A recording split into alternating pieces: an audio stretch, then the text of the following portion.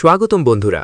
আপনারা কি কখনো এমন কোনো শহরের কথা শুনেছেন যেখানে প্রতি কয়েক বছর পর পর একজন সাধারণ মানুষ হঠাৎ করেই পাগল হয়ে যায় এবং গণহত্যাকারী বা সিরিয়াল কিলার হয়ে ওঠে? আজকের ভিডিওতে আমরা কথা বলবো নেটফ্লিক্সের বিখ্যাত হরর ট্রিলজির প্রথম পার্ট ফিয়ার স্ট্রিট পার্ট 1 1994 নিয়ে। এই মুভিটি আর.এল. স্টাইন এর বিখ্যাত বইয়ের ওপর ভিত্তি করে তৈরি। গল্পটি শুরু হয় শেডিসিড নামের একটি শহর থেকে। এই শহরটিকে সবাই অভিশপ্ত মনে করে। অন্যদিকে এর পাশেই রয়েছে সানিভেল, যা অত্যন্ত ধনী এবং সুখী মানুষের শহর। শেডিসিডের মানুষ বিশ্বাস করে ১৬৬৬ সালে মারা যাওয়া এক ডাইনি বা উইচ, যার নাম স্যারা ফিয়ার, তার অভিশাপে এই শহরে বারবার হত্যাকাণ্ড ঘটে। আজকের ভিডিওতে আমরা দেখব একদল টিনেজার কিভাবে এই অভিশাপের মুখোমুখি হয় এবং ৩০০ বছরের পুরনো রহস্য উদ্ঘাটন করার চেষ্টা করে। চলুন বাতি নিভিয়ে গল্পের গভীরে যাওয়া যাক। মুভির শুরুতে আমরা দেখি 1994-এর এক সন্ধ্যা। হেদার নামের একটি মেয়ে শেডিসিড মলের একটি বইয়ের দোকানে কাজ করে। দোকান বন্ধ করার সময় সে হঠাৎ কিছু অদ্ভুত আওয়াজ পায়। প্রথমে সে ভাবে তার বন্ধু লায়ান হয়তো মজা করছে, কিন্তু একটু পরেই সে দেখে একটি কঙ্কালের মাস্ক পরা লোক হাতে বড় একটি ছুরি নিয়ে তার দিকে এগিয়ে আসছে। হেদার প্রাণপণ দৌড়াতে থাকে, কিন্তু শেষ রক্ষা হয় না। কিলার তাকে ধরে ফেলে এবং নির্মমভাবে আক্রমণ করে। মৃত্যুর ঠিক আগে হেদার কিলারের মাস্কটি খুলে ফেলে এবং আমরা চমকে যাই, কারণ কিলার আর কেউ নয়, তারই বন্ধু রায়ান। অথচ রায়ান একটু আগেও একদম স্বাভাবিক ছিল। পুলিশ এসে রায়ানকে গুলি করে মেরে ফেলে। খবর ছড়িয়ে পড়ে যে শেডিসিটিরে আবারও অভিশাপ জেগে উঠেছে। এরপর আমরা পরিচিত হই আমাদের প্রধান চরিত্র দিনার সাথে। দিনা একজন সাহসী মেয়ে, কিন্তু সে মানসিকভাবে ভেঙে পড়েছে, কারণ তার গার্লফ্রেন্ড স্যাম ব্রেকআপ করে পাশের শহর সানিভেলে চলে গেছে। পরদিন স্কুলে দিনার ভাই জশ এবং তার বন্ধুরা কেট এবং সাইমন শেডিসিটিরে সেই হত্যাকাণ্ডের ব্যাপারে কথা বলছিল। জশ এই শহরের ইতিহাস নিয়ে খুব ঘাটাঘাটি করে। সে বিশ্বাস করে এগুলো সাধারণ খুন নয়, এর পেছনে সারা ফিয়ারের হাত আছে। ওই দিন সন্ধ্যায় একটি ফুটবল ম্যাচের জন্য শেডিসিটির ছাত্ররা বাসে করে সানিভেলে যায়। সেখানে দিনার সাথে স্যামের দেখা হয়, কিন্তু স্যাম তাকে এড়িয়ে চলে, কারণ তার নতুন বয়ফ্রেন্ড পিটার সেখানে ছিল। ফেরার পথে পিটারের গাড়ি বাসের পিছু নেয় এবং তারা দিনাদের উত্ত্যক্ত করতে থাকে। রাগের মাথায় দিনা এমন এক কাণ্ড করে বসে, যার ফলে পিটারের গাড়ি নিয়ন্ত্রণ হারিয়ে রাস্তায় ক্র্যাশ করে। গাড়িটি দুর্ঘটনাবশত গিয়ে পড়ে জঙ্গলের ভেতরের একটি পুরনো কবরের ওপর। আহত স্যাম হামাগুড়ি দিয়ে যখন উঠে আসার চেষ্টা করছিল, তখন তার নাক দিয়ে রক্ত পড়ে সেই কবরের হাড়ের ওপর। সাথে সাথে স্যাম অদ্ভুত কিছু ভিশন বা দৃশ্য দেখতে পায়, যেমন ৩০০ বছর আগের এক ডাইনি এবং অতীতের সব খুনিদের ঝলক।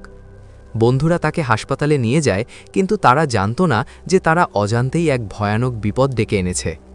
হাসপাতালে স্যামকে ভর্তি করা হয়, কিন্তু রাতে সেখানে অদ্ভুত ঘটনা ঘটতে শুরু করে।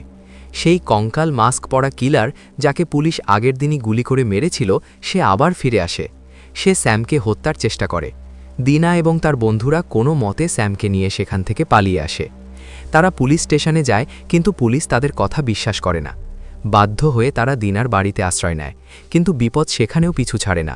শুধু স্কাল মাস্ক কিলার নয়, এবার তাদের ওপর হামলা করে আরও একজন মহিলা কিলার, যে গুনগুন করে গান গায় এবং হাতে ব্লেড নিয়ে ঘোরে। জশ চিনতে পারে এই মহিলা হল রুবি লেন, যে ১৯৬৫ সালে মারা গিয়েছিল। জশ তখন সবাইকে বোঝায় যে এগুলো সাধারণ মানুষ নয়, এগুলো হলো সারা ফিয়ারের অভিশপ্ত আত্মা। তারা জম্বির মতো, তাদের মারলেও তারা মরে না, এবং তারা সবাই শুধু একজনের রক্তের গন্ধে আসছে, আর সে হলো স্যাম, কারণ স্যাম ভুলে সেই ডাইনির কবরে রক্ত ফেলে তার ঘুম ভাঙিয়ে দিয়েছে। এখন প্রশ্ন হলো, বাঁচার উপায় কি? এই খুনিরা স্যামকে না মারা পর্যন্ত থামবে না। জশ তার পুরনো খবরের কাগজের কাটিং ঘেঁটে বের করেছে ১৯৭৮ সালে সি বারম্যান নামের একটি মেয়ে ক্যাম্প নাইটউইংয়ের হত্যাকাণ্ড থেকে বেঁচে ফিরেছিল। জশ বলে, সে যেহেতু বেঁচে ফিরেছে, তার মানে এই ডাইনির হাত থেকে বাঁচার কোনো না কোনো উপায় আছে। তারা সি বারম্যানকে ফোন করে, কিন্তু তিনি ফোন ধরেন না। তখন জশ খেয়াল করে যে সি বারম্যান আসলে মারা গিয়েছিল, কিন্তু পরে তাকে সিপিআর দিয়ে বাঁচিয়ে তোলা হয়। অর্থাৎ টেকনিক্যালি সে মৃত ছিল বলেই ডাইনি তার পিছু ছেড়ে দিয়েছিল। এই ক্লু থেকে তারা একটি ভয়ানক প্ল্যান করে। তারা সিদ্ধান্ত নেয় যে স্যামকে কিছুক্ষণের জন্য মেরে ফেলতে হবে। হ্যাঁ, ঠিকই শুনেছেন, তারা স্যামকে ড্রাগ দিয়ে হার্টবিট থামিয়ে দেবে, যাতে খুনিরা মনে করে স্যাম মারা গেছে। আর তারপর তারা অ্যাড্রেনালিন ইনজেকশন দিয়ে তাকে আবার বাঁচিয়ে তুলবে। প্ল্যান অনুযায়ী তারা প্রয়োজনীয় ওষুধ এবং অস্ত্র সংগ্রহের জন্য সেই সুপারমার্কেটে যায় যেখানে সাইমন কাজ করত। সেখানে তারা খুনিদের জন্য ফাঁদ পাতে, কিন্তু পরিস্থিতি নিয়ন্ত্রণের বাইরে চলে যায়। সব পুরনো খুনিরা, স্কাল মাস্ক, রুবি লেন এবং কুড়াল হাতে নাইটউইং কিলার সবাই একসাথে আক্রমণ করে। এই লড়াইয়ে আমরা হারাই আমাদের প্রিয় দুই চরিত্রকে। কেট এবং সাইমন অত্যন্ত সাহসিকতার সাথে লড়াই করে, কিন্তু শেষ পর্যন্ত তারা নির্মমভাবে মারা যায়। দৃশ্যগুলো এতটাই ভয়ানক ছিল যে দর্শকদের গায়ে কাটা দিয়ে ওঠে। অন্যদিকে দিনা স্যামকে অতিরিক্ত ওষুধ খাইয়ে তার হার্টবিট বন্ধ করে দেয়। খুনিরা যখন স্যামের কাছে আসে তারা দেখে স্যাম মৃত। অভিশাপের নিয়ম অনুযায়ী টার্গেট মারা গেলে খুনিরা অদৃশ্য হয়ে যায়। চোখের পলকে সব ভূত মাটির নিচে মিলিয়ে যায়। ভূত চলে যাওয়ার পর দিনা পাগলের মতো স্যামকে সিপিআর দিতে থাকে।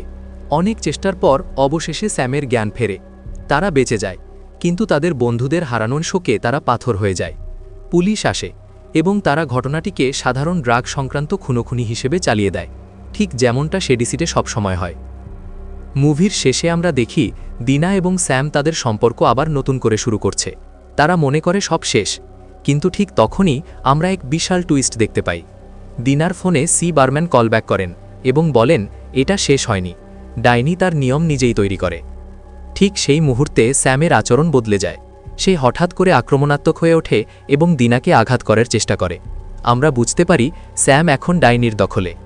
দিনা কোনোমতে স্যামকে বেঁধে ফেলে এবং প্রতিজ্ঞা করে যে সে এর শেষ দেখে ছাড়বে। মুভির একদম শেষে আমরা 1978 সালের কিছু দৃশ্য দেখতে পাই, যা আমাদের ইঙ্গিত দেয় যে পরবর্তী পার্টটি হবে 1978 সালের ক্যাম্প নাইটউইংয়ের ঘটনা নিয়ে। সেখানে আমরা জানব সি বারম্যান কিভাবে বেঁচেছিলেন এবং স্যারা ফিয়ারের আসল ইতিহাস কী।